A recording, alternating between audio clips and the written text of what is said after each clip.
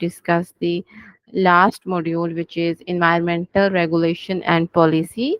So this is the last lecture of the diploma entitled as International Diploma in Environmental Engineering.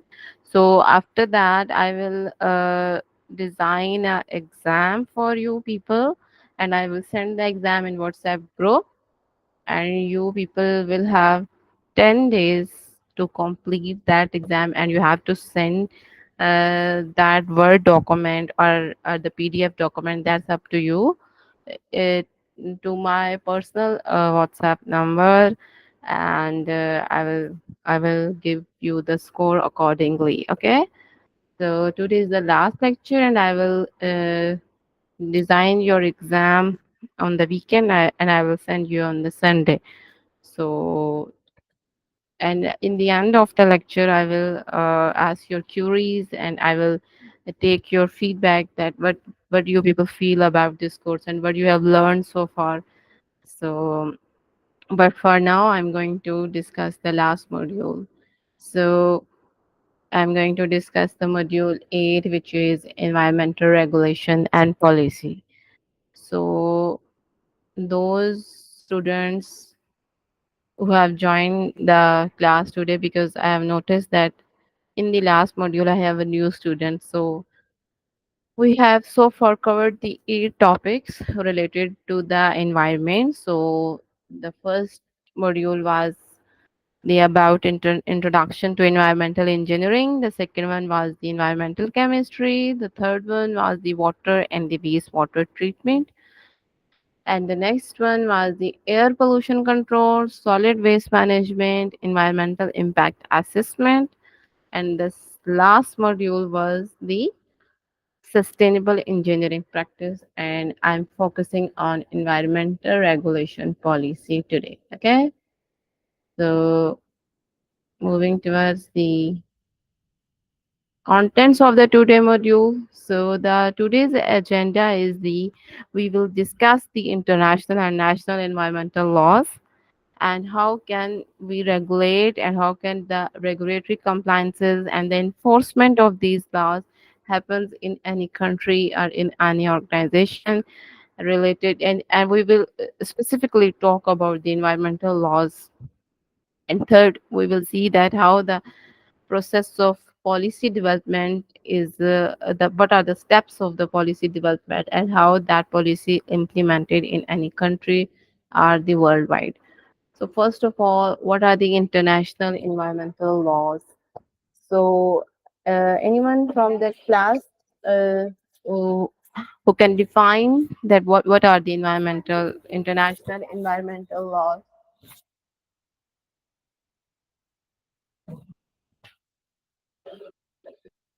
Yeah, so can you define, anybody who want to say any lines about international environmental laws? Any your I want to check your previous knowledge, so please do tell me.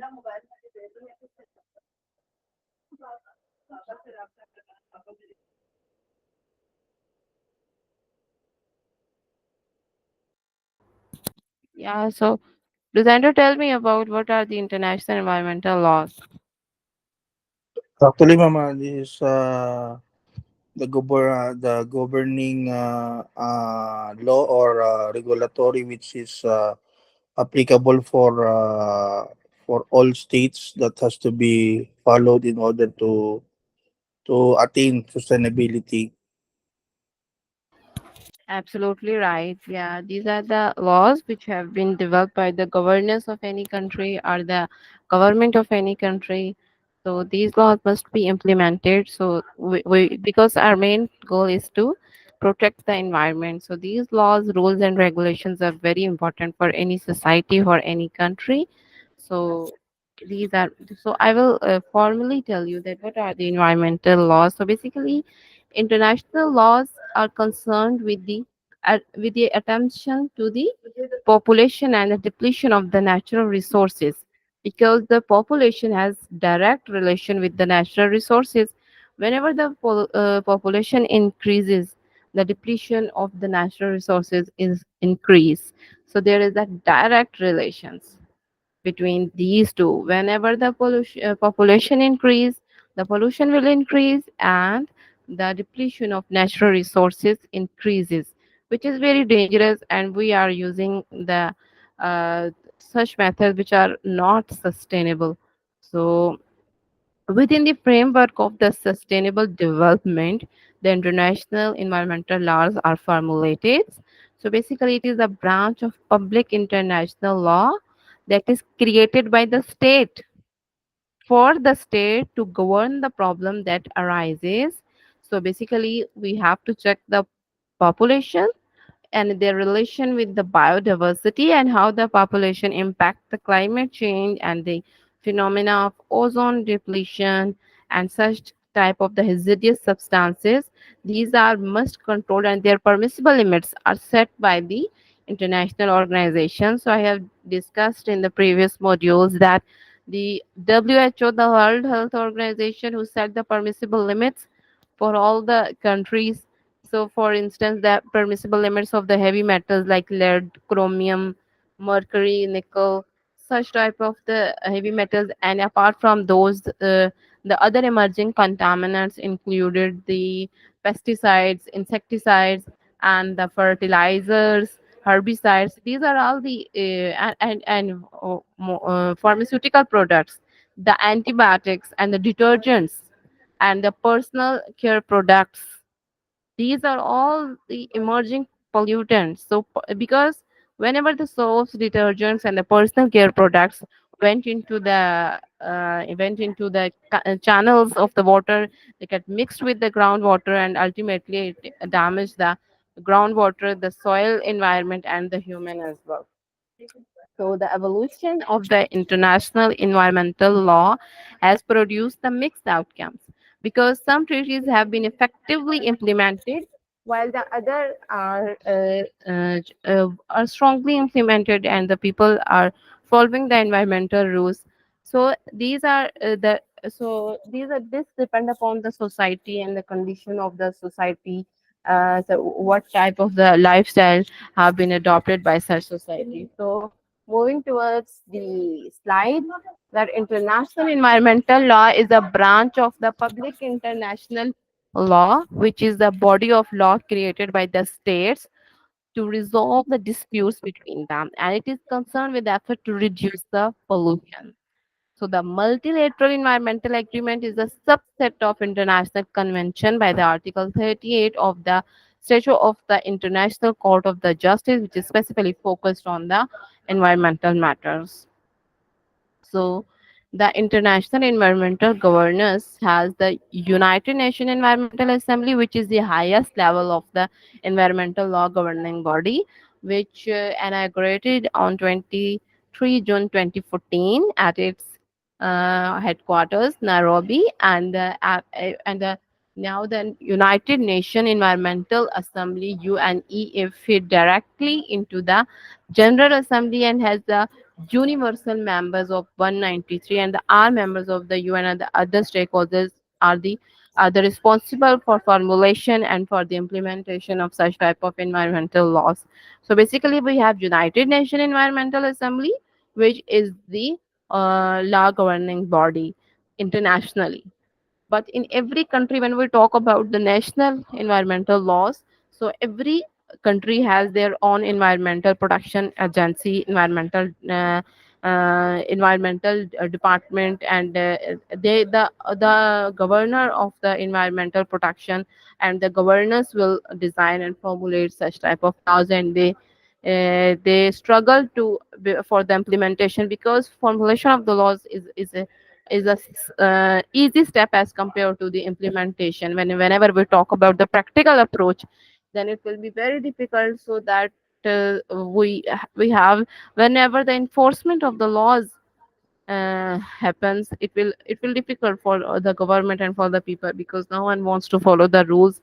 Everyone wants to enjoy the nature. So with the help of these members, this new entity provide a groundbreaking platform for the leadership on global environmental policy. So in the United Nations, they have the United Nations Environmental Assembly, in which 193 universal member from the different countries are the have the membership in that, and these the representative from the such countries, these 193 representative helps there in the formulation of the laws.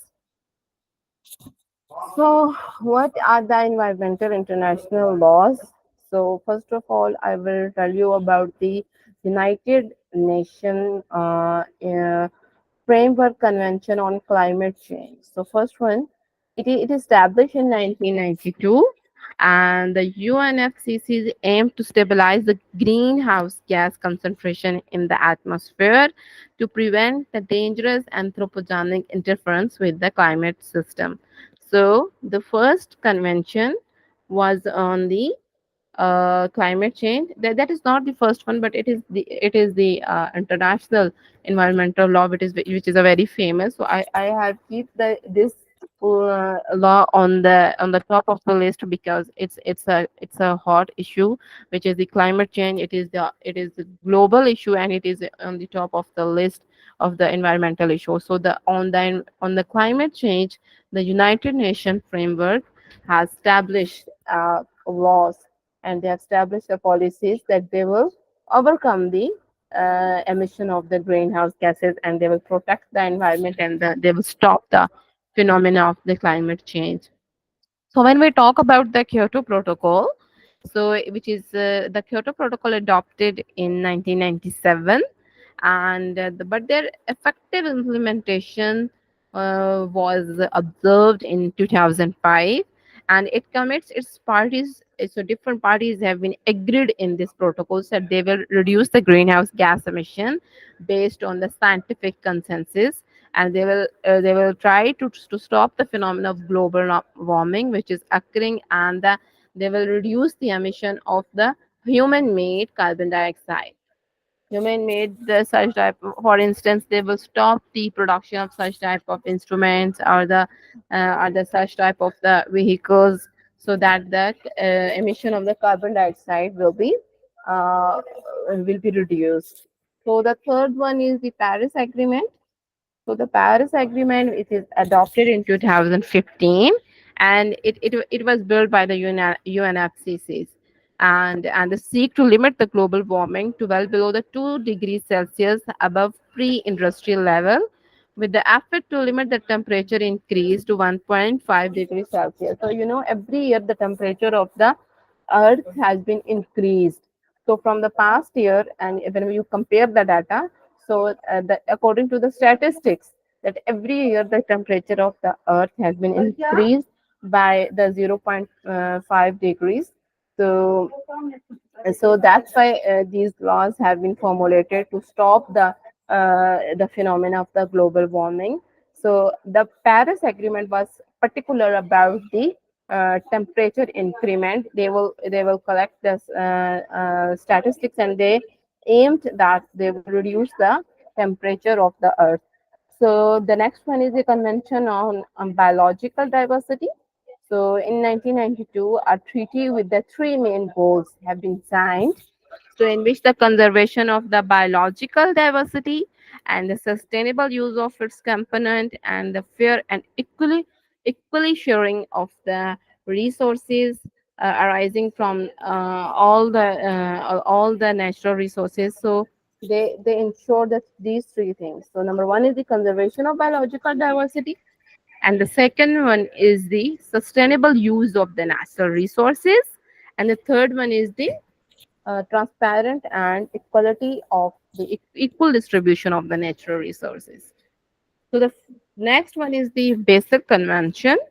Basic convention is basically control the transboundary movement of the hazardous waste and their disposal, aiming to protect the human health and the environment against the adverse effects of the hazardous waste. So when we talk about the last one protocol, which is the Montreal Protocol, and it was agreed in 1987, it regulates the production and consumption of nearly 100 man-made chemicals referred to as the ozone depletion substances. So in Montreal Protocol, the phenomena of ozone depletion have been discussed and have been raised by the different communities.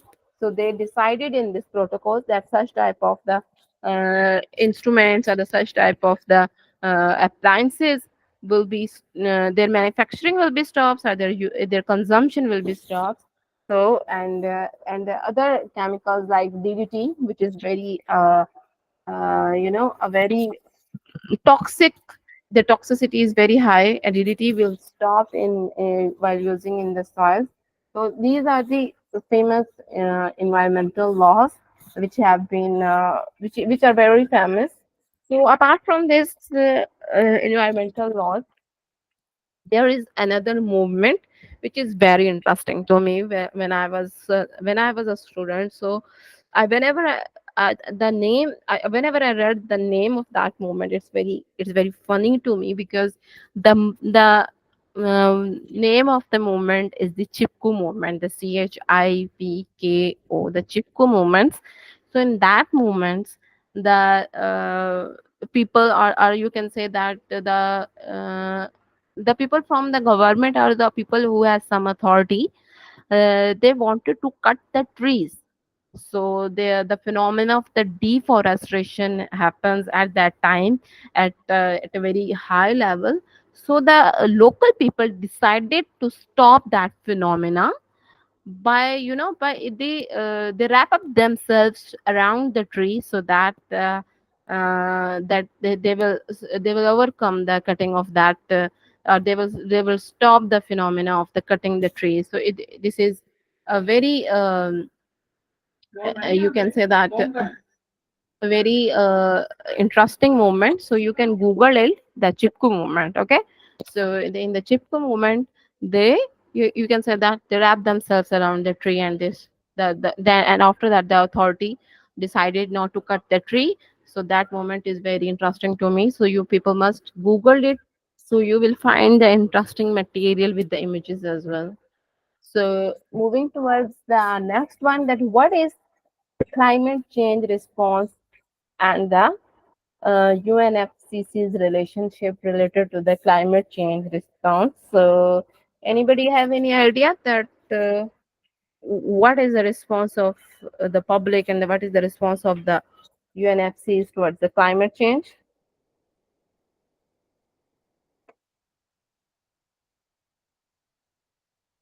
So basically, the UNFCCC is acting as an umbrella for the global climate change. So this institute was formulate the conventions which was adopted during the Rio conference in 1992. So the Rio conference is also a very famous conference in which they address the reduction of the greenhouse gases that are not controlled by the Montreal Protocol. So this is the extension of the Rio conference, which is the extension of the Montreal Protocol, because Montreal protocols have been successful, but not successful, but what they have, the remaining steps and the remaining policies have been presented in that.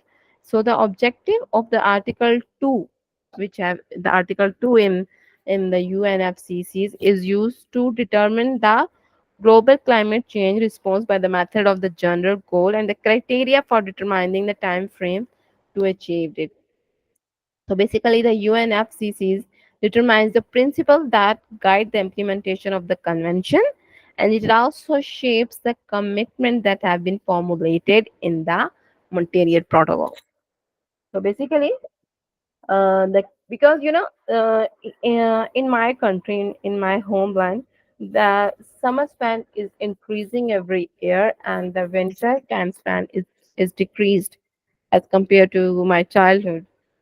So and as I have observed that the different student of my class belong to the Gulf countries, or they are living in the Gulf countries. So you people have a better idea that what happens when the temperature increases and the summer time span is increases. So there is a huge impact which has been faced by the public. So the next is so I have chosen different Gulf countries. because my students maximum belong from to the Saudi Arabia.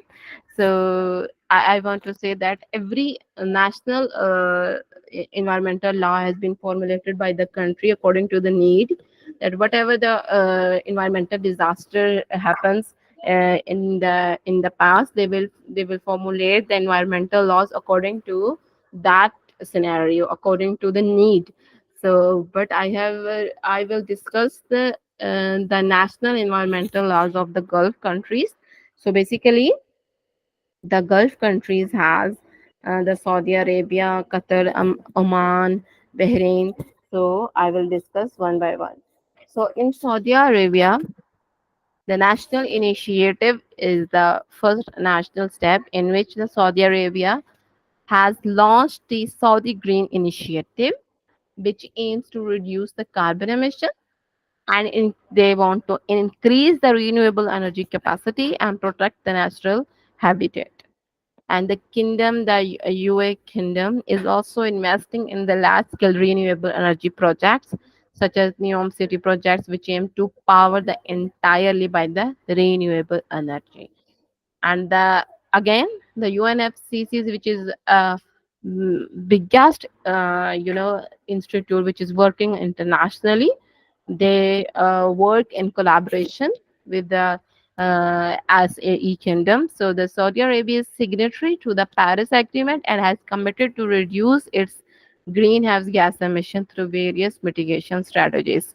So in Paris Agreement and in the 193 members of UNFCCs, the Saudi Arabia is the member of that.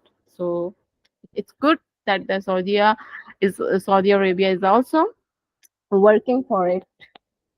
So the next country is the UAE. So the national initiative which have been taken by the government by the UAE, that UAE has implemented the UAE energy strategy, which aim to increase the contribution of the clean energy by 2050, and which is the total energy mix to the 50% by the 2050. So they aimed to develop the energy by using the clean energy resources, not by using the fossil fuels and the coal, oil and the such type of things, but they wanted to generate the clean energy. So the country is also home to the master city, and which is a pioneer sustainable urban development. So I think UAE is doing a great job.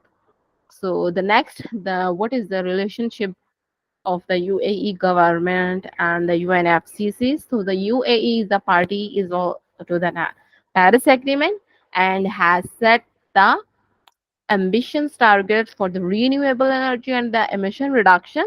And it has also hosted the annual Abu Dhabi Sustainable Week, which is basically a global platform for accelerating the sustainable development. So, you people have heard about the Fashion Week and such type of the weeks, but the Abu Dhabi is one of the country who is organizing the Sustainable Week, which is very good approach, because different environmental engineering, environmental scientists, and policymakers, politicians have been invited to the Abu Dhabi, and must have show their concern about the environment. So this will raise the public awareness as well, so people will think about the environment and the phenomena of the global change, and they will adopt the sustainable practices. So the next country is the Kuwait, and the Kuwait has taken the step to diversify its energy sources and increase the energy efficiency. And this country has set the goals for the renewable energy developments, and they are particularly focusing on the using the solar power. The solar energy is the main focus for the Kuwait. And again, the Kuwait is a signatory party to the Paris Agreement and has submitted its nationally determined contributions, which outlines its plan to reduce the greenhouse gas emissions. So, the Gulf countries are good because they are they have concern about the environment, and they have some strong relationships with the UNFCCC, and they are working for it for reducing or reversing the phenomena of the climate change. The next country is the Qatar.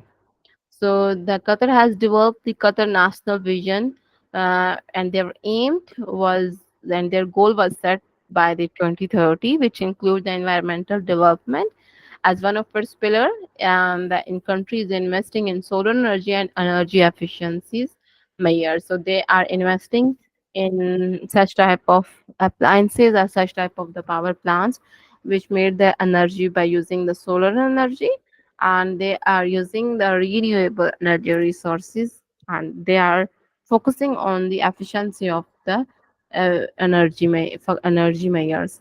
So the Qatar is a party to the Paris Agreement and has committed to reduce its carbon footprint and enhances its climate resilience. So the climate resilience means that they will they are resilient to that phenomena of the climate change. So this will not only beneficial for the Qatar but also for the entire globe. The next country is Bahrain. So the Bahrain has launched the National Energy Efficiency Action Plans, known as the NEAP, and the National Renewable Energy Action Plans to promote the sustainable energy use and develop the renewable energy projects. And the Bahrain is also the a member of the Paris Agreement and has outlined its plan to mitigate the climate change impact. The next one is the Oman.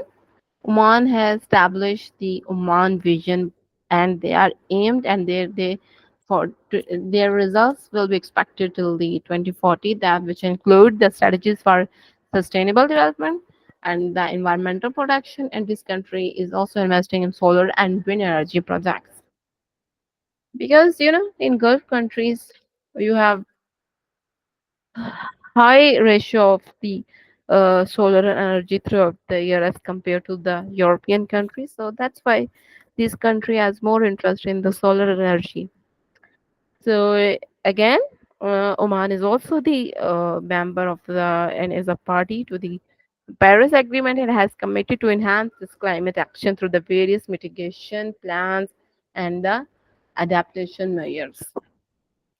So next, so here I have I can take any country in which I will discuss the national uh, environmental laws, but I have selected the Gulf countries. And if you want to learn about any specific country or the environmental laws about any country, so you can discuss in the group. So I will provide the national laws of that particular country, but at least in which you are working and and your homeland, you must familiar about the national environmental laws of your own country, your homeland country, and in country in which you are working. All right. So the next, so here I have discussed the international and the national laws.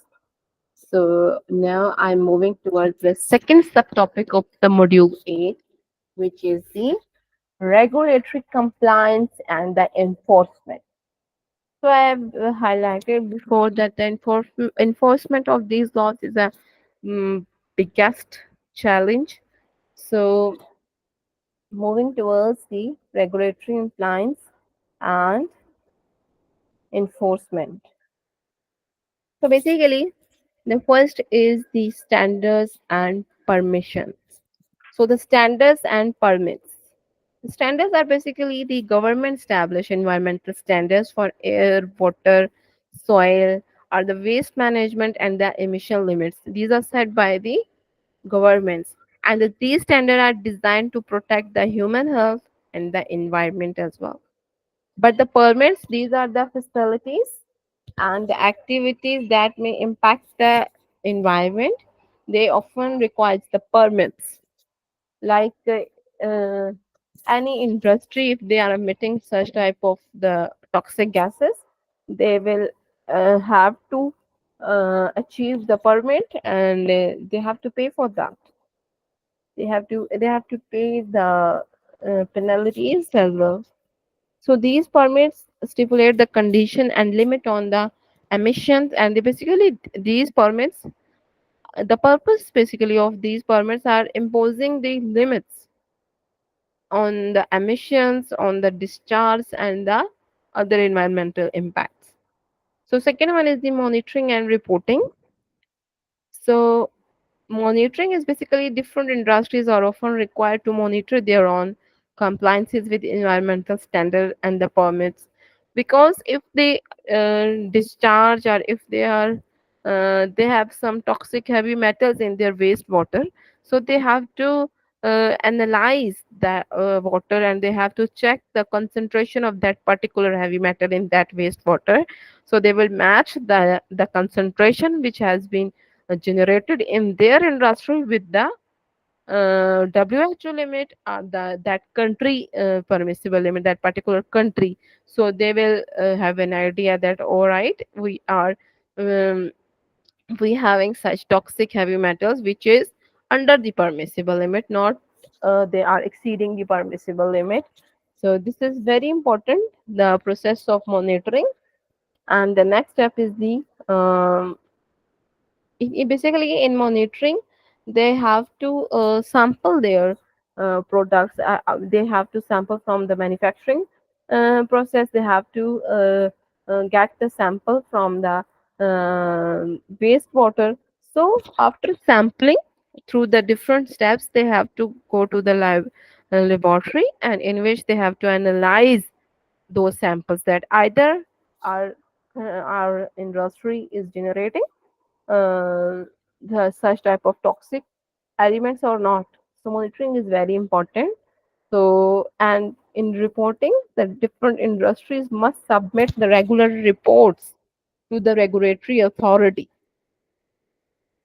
that deal with their compliance status and their monitoring result and the other incidents or the violation of the environmental laws. So the monitoring is very important.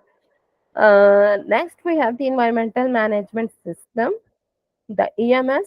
So the many industries implement the EMS framework such as ISO 14001 to the systematically manage their environmental responsibility. So basically the EMS helps the organization to comply with the regulation, reduce the environmental impacts, and improve the sustainable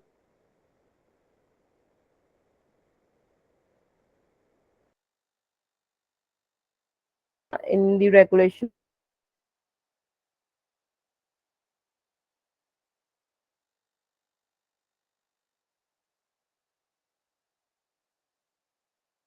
enforcement mechanism, that how can you enforce such type of environmental laws.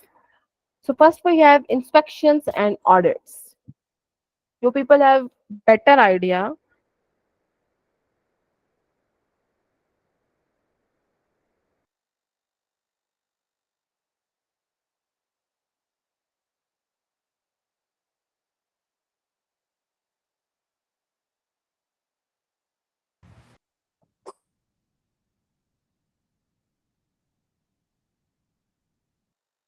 Permits. So such type of inspections can be a routine inspections, that and they these type of inspections can triggered by the complaints or by such type of any particular incidents. This are the suspicion of the violation of the environmental laws always sparks such type of the inspections. So the second one is the administrative actions. So warning and notices of the violation is you can say that one step for the administrative actions, and the second step is the administrative penalties. So regulatory agencies issue some sort of warnings or notices of the violation to inform the entities of the non-compliance and require the corrective action. And agencies like environmental protection agency can impose the fines and other penalties for non-compliances. If the results are not according to the expectations or the results, and the working environment is not according to the environmental laws, so they will impose some such type of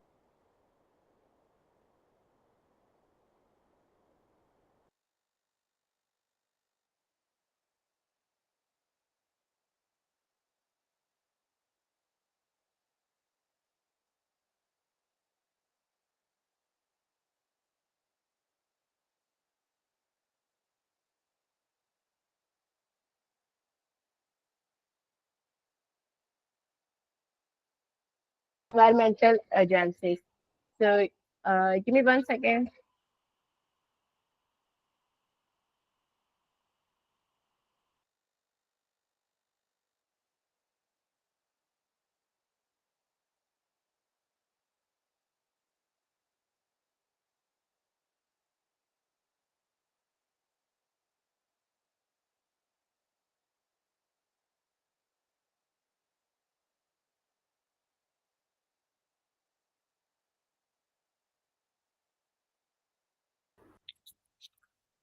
Okay, so I was, yeah, the civil enforcement. So there are these type of environmental protection agencies provide the guidance document like training programs, the technical assistance to the help the organization to understand and to comply with the environmental laws. And next we have the, oh, okay, I was on the criminal enforcement. So the serious violations, especially those involve the deliberately breaking of the laws and the rules. So these are the criminals of the environment. These are the criminal of the humanity as well. So for that, the penalties may include the substantial fines or imprisonment as well. So you can go for the imprisonment for the responsible acts, because you have to take the responsibility. So for the compliance assistance and incentive, there are different regulation agencies provide the documents, such type of seminars, workshops, training programs, and the technical assistance to help the organization to understand and complies with the environmental laws. And the incentive programs, we have some programs which offer the financial incentives, grants, or such type of aid, so that they help the organization to adopt the environmental laws and to protect the environment. So, give me 1 second, students.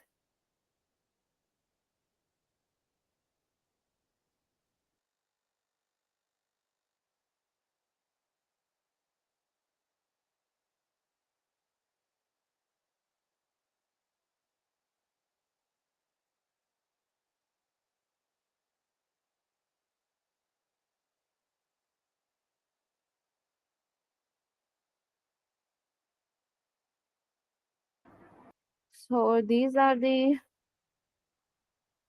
some enforcement mechanisms. Yellow tank crew.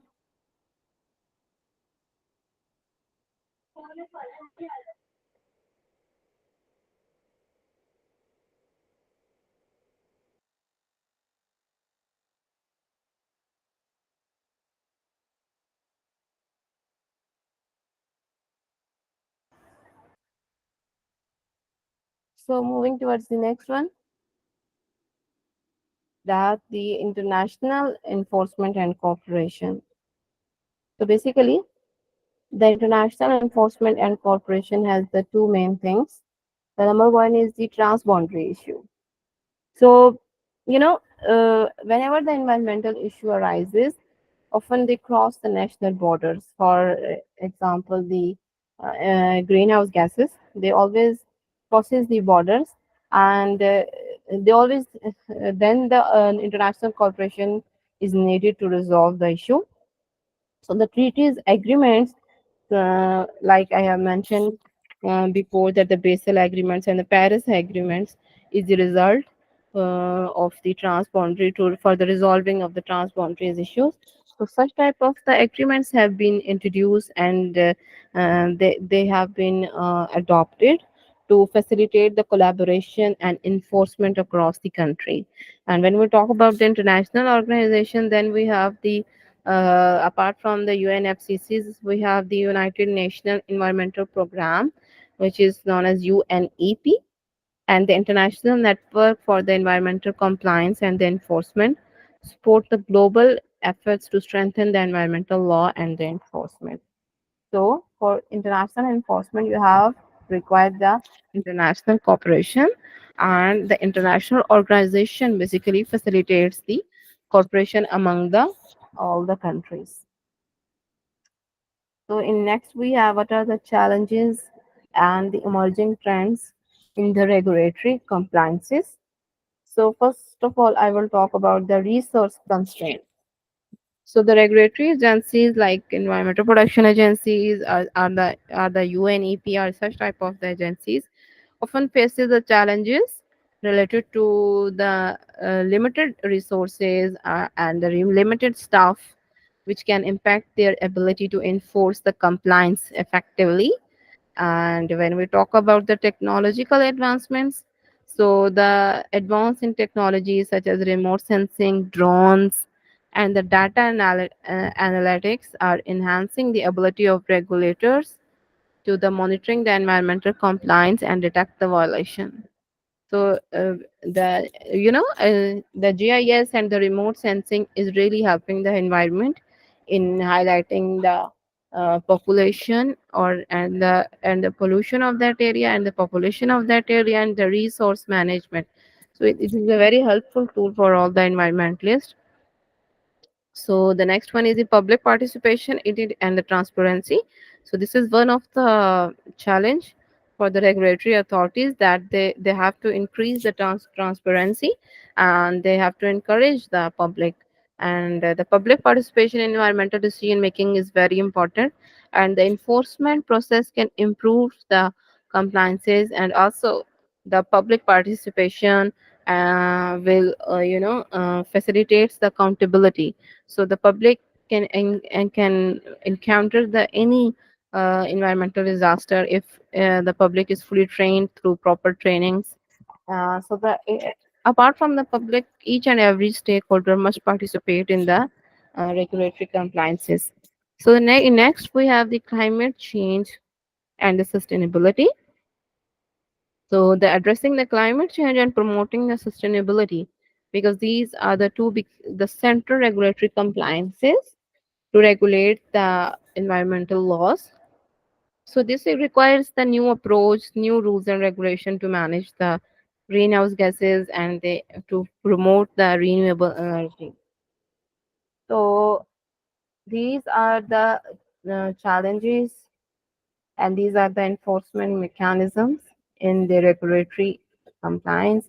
And these three basically are the main steps in the regulatory compliance. Like they have to set the regulatory process by providing the standards permits to the industries.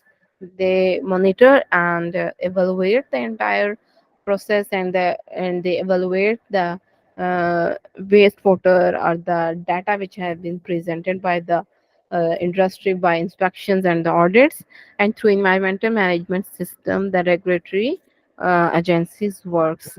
So the second topic of the today's module is going to end here, and I am going to discuss the third one, which is environmental policy development. So this is the third and the last subtopic of the module 8. So in I will tell you how a policy is formulated and how it has been developed for solving any environmental issue. So first of all, you have to identify the issue. That what is the issue? Is there any need to solve that environmental issue or not? And is that issue is uh, has impacts on public, or this particular issue has impact on the environment or not. So first of all, the step is the scientific research has been needed to identify the issues. So the research and the data collection identified the environmental problem such as pollution, climate change, biodiversity loss, or the presence of any contaminant in the environment. And second, there is the setting priorities. So for setting priorities, you have to engage all the stakeholders. For instance, you can engage the stakeholder including government agencies, different NGOs, public, local people, the residential people, the businessmen, and the industrialists. So that will help to identify the priorities, and you can gather the diverse perspective from that. So if you have identified the issue, and if you have identified the stakeholder, and if you talk to the all the stakeholder, okay, all right, this is the issue and we have to solve it by uh, introducing any environmental policy or by setting any environmental law. So for that purpose, then your next step will be policy formulation. So first of all, you have to analyze the problem in the policy formulation. So you have to understand the root cause and the scope of that environmental issue. For instance, the greenhouse gases. The scope is huge because it is a huge environmental issue and it's affecting across the planet. So obviously you have to develop the policy for that. But when we talk about a small contamination of a particular area due to any incident, so then there is no need to formulate the policy. You can set few rules for that industry, but again there is no need to develop the environmental policy. So the policy formulation, you have to analyze the problem and then you have to develop the potential solutions and the policy options, which may include the regulations, or you can say that the market-based instrument, voluntary programs, and the public education. So again, you have to assess the potential economic, social, and environmental impacts of different policy options. For instance, you can use the EIA, the Environmental Impact Assessment, and you can use the phenomena of risk assessment, environmental risk assessment, EIA and ERA. So you can use that phenomena, and when you have concluded that, all right, that environmental issue is causing, and that environmental issue is a major risk to that particular area or the particular country, so you can formulate the policy. So after that, you can draft the policy. So what happens in drafting the policy? You have to check the environmental rules and regulations. So the legislation and the regulations are very important in drafting the policies, because the drafting laws and the regulations that provide the legal framework for the environmental protection.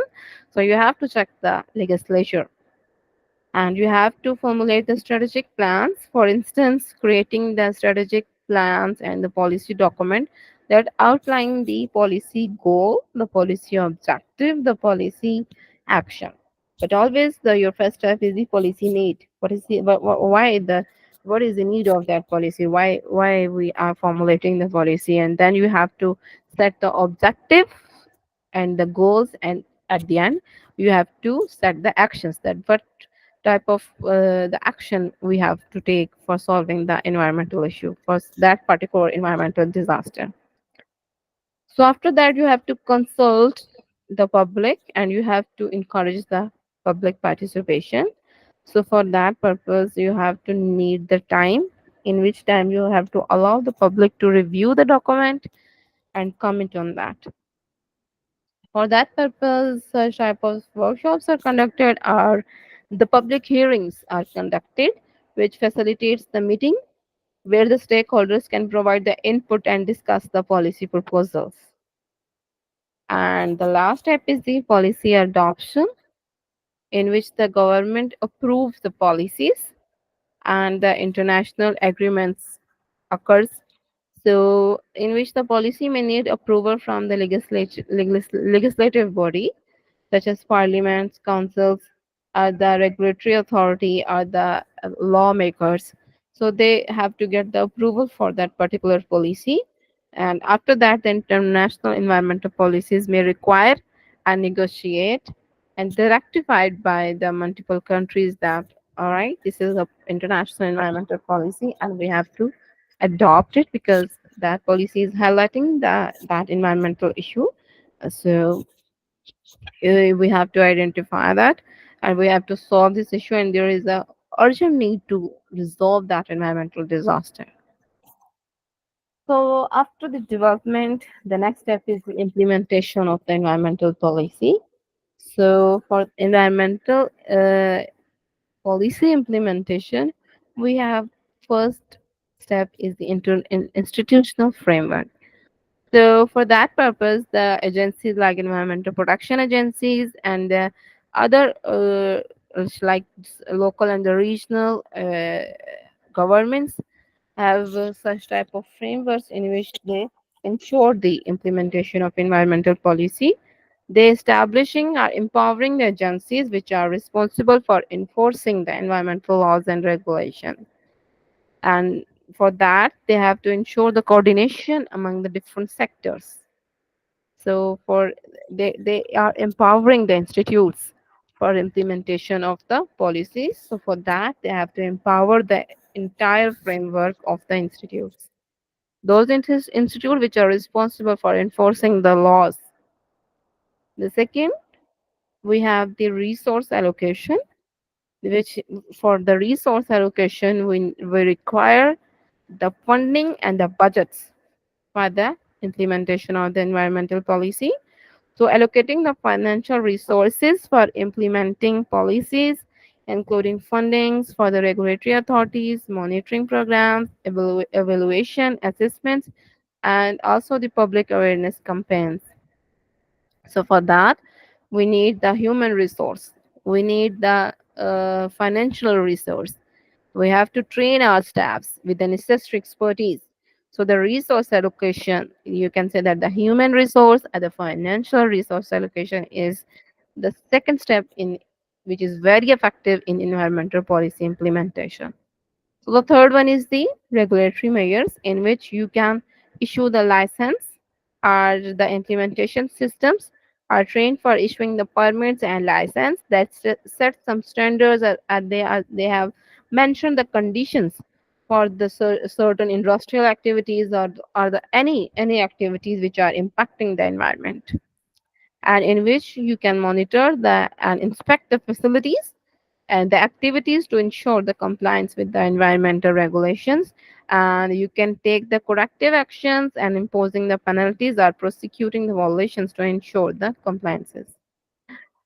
Next, we have the voluntary and incentive based measures in which you encourage the individuals, like you can encourage the youth or the people who are this, especially you can select the students to adopt the environmental friendly practices through voluntary program and the partnership, and you can provide the financial incentives such as tax breaks, subsidies, or the grants to promote the sustainable development.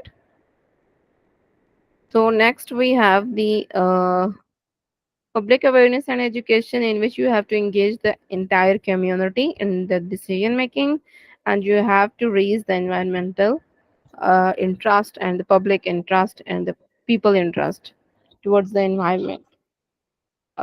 In last, we have the monitoring and evaluation. For that, you have to design the performance indicator. You can develop the indicators to measure the effectiveness of the policies, that either the policy is effective or not.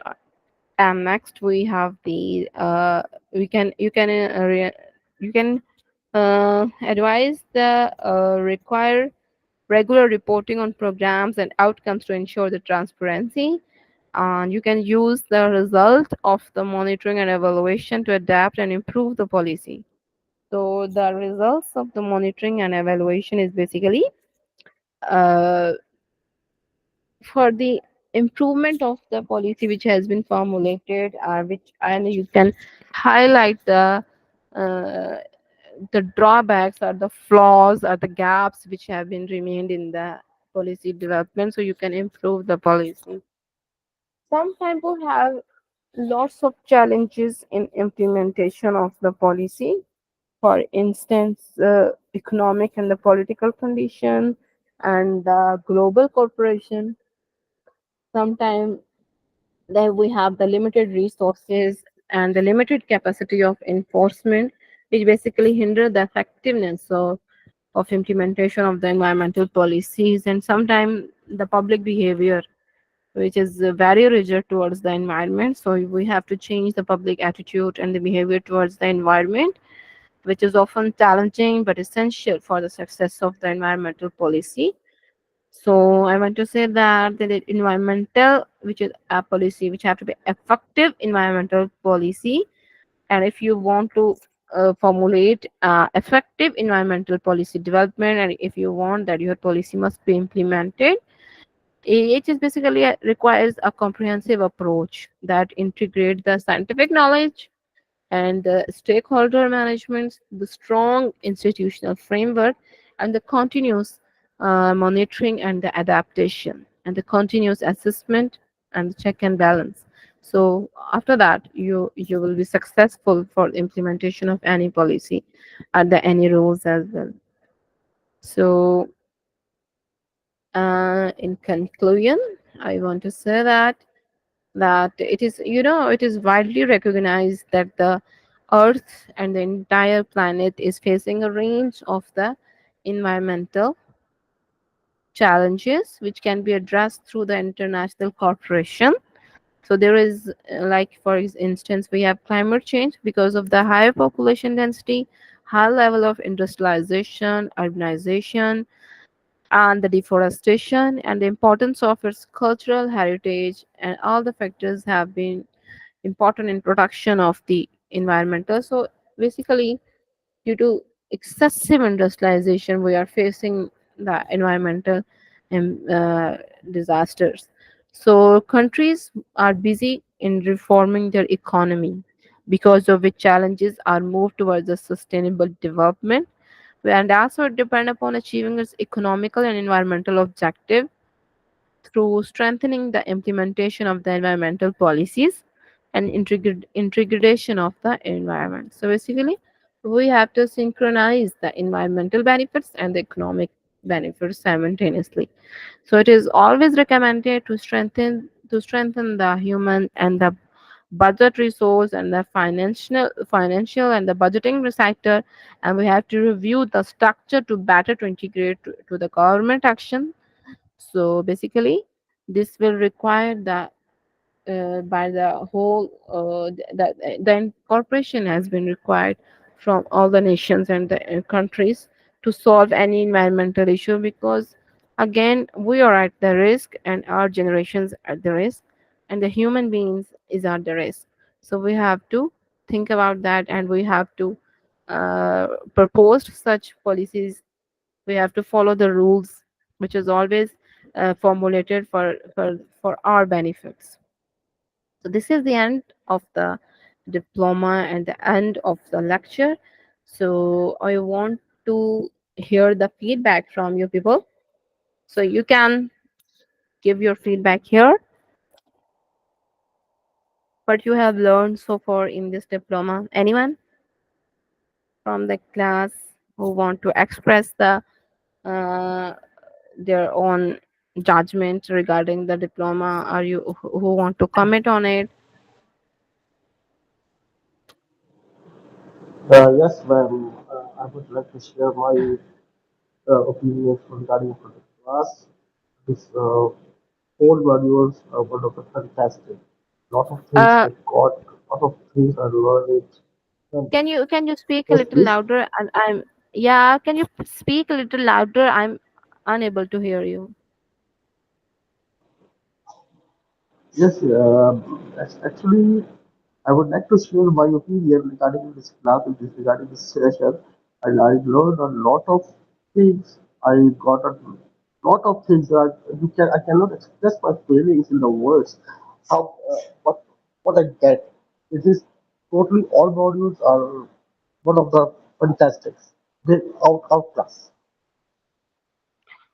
Thank you so much. It is honor for me that my student get some knowledge from my classes and through this diploma, and I have shared the material for the previous lecture, but I will share the entire material of this course today, and after that I will design the exam for you people. For that you have 10 days and after 10 days you have to submit your exam. You have to WhatsApp me at my personal number, or you can email me. I will share the email. You can email me. All right. So, and anyone who want to express their feelings, and who because you have accomplished a milestone today, so what you want to say? Yes, Rosando and Mr. Han, what you want to say? Uh, first of all, ma'am, thank you very much.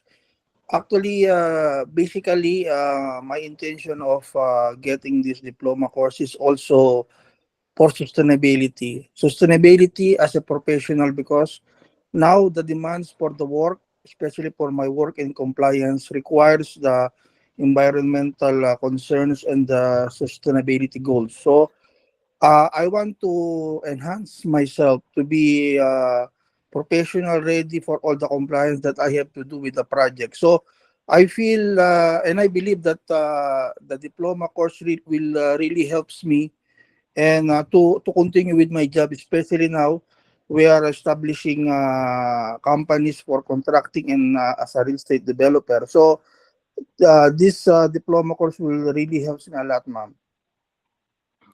All right, Rosando, if you want to Indeed, excel, Ronaldo. yeah, yes, please. Yeah, My, I agree to Ronaldo. all right, You may Rosando, continue. I want to tell you that if you publish any article in any journal, so you will excel in your field. So automatically it will be beneficial for you if you publish any research paper which is closely related to your field, your academics. If you're if for instance you have done your degree in environment, or if you have done your degree in solid waste management, or if you are working in that area, so you have to publish such paper by just filling the questionnaire. So you have to collect the data, you have to write it.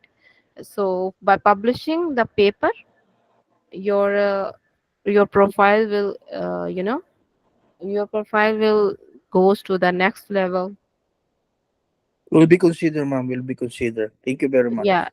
All right, so this is the end of the class, and I'm really feel proud that I have taught you all, guys. So uh, goodbye, have a great life ahead, and Thank have you, a great ma'am. future. The Bye pleasure. bye. Thank you, ma'am. Thank you, ma'am. All right, bye bye, everyone. Thank you, man. Thank you very much. Bye bye. You're welcome, my player. Bye bye.